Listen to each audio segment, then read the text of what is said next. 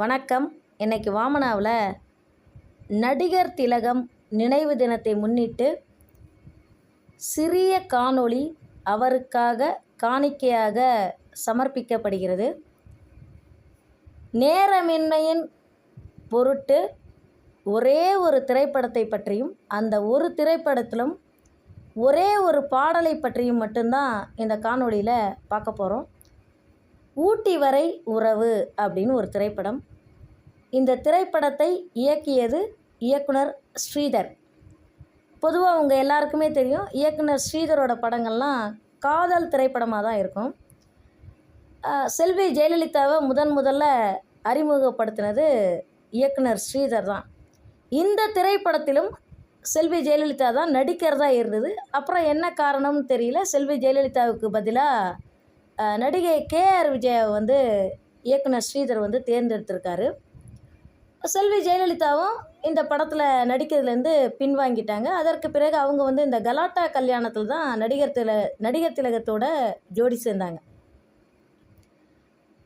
மனசை விட்டு உண்மையை சொல்லணும் அப்படின்னா இந்த திரைப்படத்துக்கு பொருத்தமான நடிகை கேஆர் விஜயா தான்.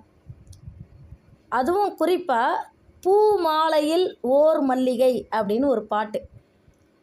இந்த பாட்டில் கேஆர் விஜயா மாதிரி வேறு யாராலையும் பர்ஃபார்மன்ஸ் பண்ண முடியாது. அந்த அளவுக்கு ஒரு பெண்மை ததும்பக்கூடிய ஒரு கேரக்டரில் இந்த படத்தில் நடிச்சிருப்பாங்க. அதுவும் குறிப்பாக இந்த பாட்டில் அவங்களுடைய நடையும் அவங்களுடைய சிரிப்பும் அப்படி ஒரு கண்கொள்ளாத ஒரு காட்சியும் கண்கொள்ளாத அழகும் பார்த்திங்கன்னா இந்த பாடலில் வெளிப்படும். இதை ஒரு படி மேலே சொல்லணும், உயர்வாக சொல்லணும் அப்படின்னா இந்த பாட்டுக்காகவே 2014 போன்ற காலகட்டத்தில் 2014 2015 போன்ற காலகட்டத்தில் நான் பார்த்துட்டு இருந்த வாத்தியார் வேலையே நான் இழக்க வேண்டிய ஒரு சூழ்நிலை வந்தது இந்த பாடலுக்காகவே.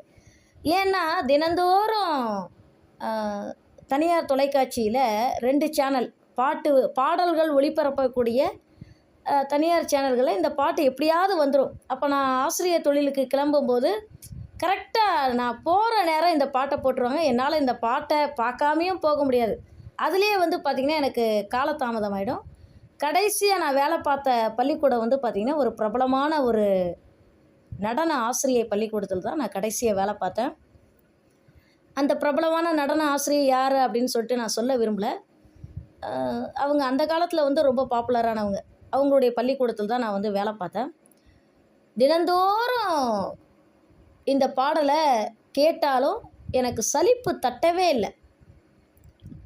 ஒரு நாள் ஹெச்எம் கேட்டார், என்ன டீச்சர் நல்லா கிளாஸ் எடுக்கிறீங்க, எல்லாம் நல்லா பண்ணுறீங்க, ஆனால் என்ன காரணம் உங்களுக்கு கரெக்டாக ஒரு 5 நிமிஷம் 10 நிமிஷம் லேட் ஆகிடுதே அப்படின்னு சொல்லிட்டு என்னை பார்த்து ஒரு கேள்வி கேட்டார். இத்தனைக்கு அதுவே அந்த பள்ளிக்கூடமே ஒரு திரைப்படத்துறையை சார்ந்தவங்களோட பள்ளிக்கூடம் தான் அது. ஆனால் நான் அவங்கக்கிட்ட வெளிப்படையாக சொல்லவே இல்லை. இன்று வரை ஒரு தடவையாவது இந்த பாடலை நான் கேட்டுருவேன்.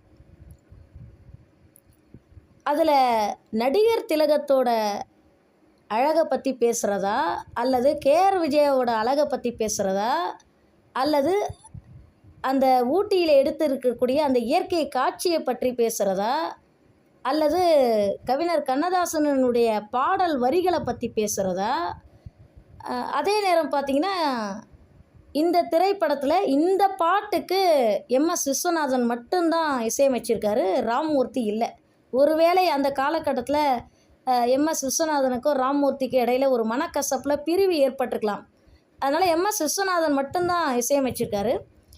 எனக்கு பல ஆண்டுகளாக என் மனசில் ஒரு பட்டிமன்றமே நடக்குது. இதை நேயர்களோட விருப்பத்துக்கே நான் விட்டுடுறேன். நீங்களே கமெண்ட்டில் சொல்லுங்கள், இந்த பாடலில் எது அழகு அப்படின்னு எனக்கு சத்தியமாக கண்டுபிடிக்க தெரியல.